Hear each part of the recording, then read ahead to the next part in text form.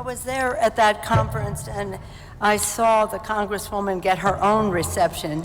Any other celebrity would have been envious of it. But it was wonderful the way Raul characterized it.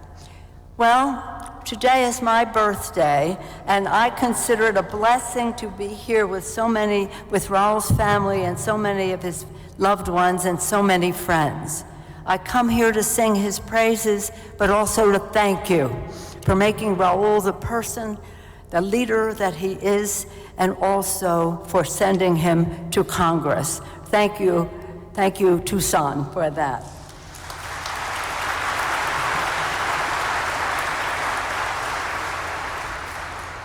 Congresswoman Grijalva, Mr. Chairman, was a beloved colleague and a dear friend, and many of us can make that claim in the delegation. As one of our colleagues, Congressman Greg Stanton, the former mayor of Phoenix, spoke recently honoring Raul on the floor of the House.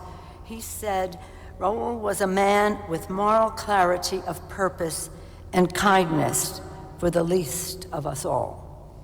Whether you were staff or speaker, he treated everyone the same. He called me boss, I called him boss. Did he call any of you boss? I don't know. No. Okay, now I feel very privileged. Isn't it something, but should be no surprise, that Raul, who grew up with 2 sisters and has 3 daughters with Ramona, would be so respectful of women in the Congress of the United States and give so much support to them. I'm very, very honored to be here, but I'm especially happy that so many members of Congress are here. On the House Democratic side, Catherine Clark leads us as the House Democratic Whip and the chair of the Progressive Caucus. Where are you? Mr. Espaillat, leading the Congressional Caucus, our chair, Pete Aguilar, and also on the Republican side, members here, we come with the good graces of the Speaker and Leader, Hakeem Jeffries. Will the members of Congress please stand so they can see how many of you are here? Present and former members.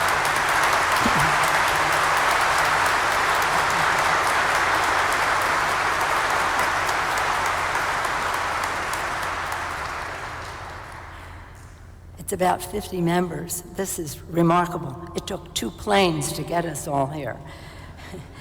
Chairman Grijalva was a trailblazer, you know that, and a committed public servant who served his nation and lived his life with honor, integrity, and faith. This coming to Congress was not the beginning of his leadership. He enjoyed it here, he practiced it here, he learned it here, and he took it to Congress. During his decades of public service, Raul was a champion for the people of Arizona and the community he loved. He was a fighter for the unseen, first as a community organizer and local official, and later for more than 2 decades in the Congress of the United States. I keep calling him Raul because otherwise I'd be calling him boss, but anyway, Raul was a deeply respected member of the House Democratic Caucus, as you can see by the attendance here, and will be missed dearly by all who knew him. How well was he respected by the caucus? Well, there's one thing I want to tell you, a little story about Congress. When members come to Congress, one of their asks, a coveted ask, is to be a member of the Ways and Means Committee. It's the oldest committee in the Congress. I, as an appropriator, don't view it the way some of the new members do, but they all, if my members will attest, it's a coveted position, right? Coveted position. But new members don't get on the committee, it takes a little time. When I had the opportunity as Speaker to name someone to the committee, I chose Raul Grijalva to be a member of the committee. He accepted with gratitude and understanding what it was and the rest.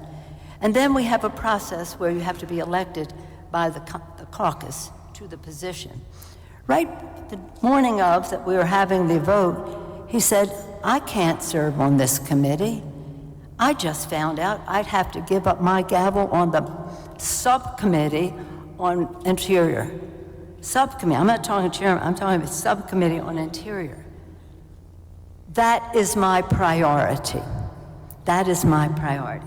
How smart he was, because eventually he would become the chairman of the Interior Committee, and we're also proud to support him in that. But he, my colleagues, you'll appreciate, just brushed away the Ways and Means Committee.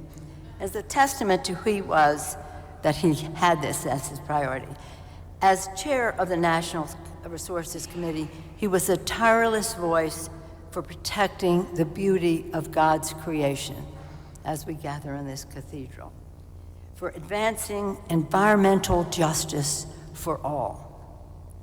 What did he mean when he said it was a priority? Why was this so important to him? Because he envisioned how to protect our natural and cultural heritage in his way. He did so as a prolific and successful legislator, standing with the tribes to win permanent protections for them at Grand Canyon. Also, he led passage of the Great American Outdoors Act, one of the most significant environmental conservation acts in a very long time. Just to name a few, the list goes on, but I didn't get that much time. But you know, he was remarkable. He was immensely proud of his Hispanic heritage.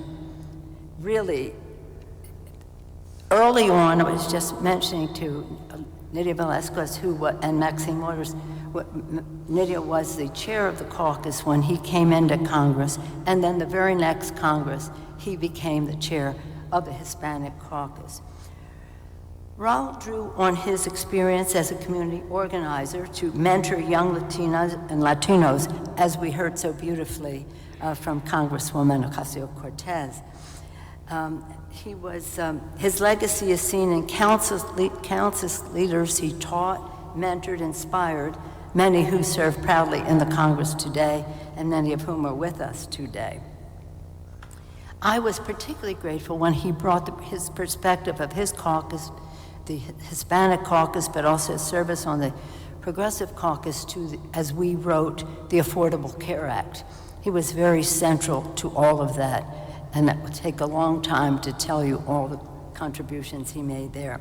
But please know, thanks to Raul, our future is brighter, more durable, more represents our nation's beautiful diversity, his beautiful diversity.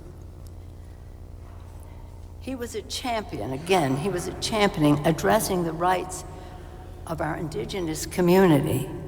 That was really a major priority for him, as it was for you, Congressman Grijalva, now Senator. I mentioned the family earlier, and I saw that so many people came in with the family, so that was a broad description. But in any event, Deb Haaland was the first, really, in our time. We were so proud as an indigenous member of the Biden cabin.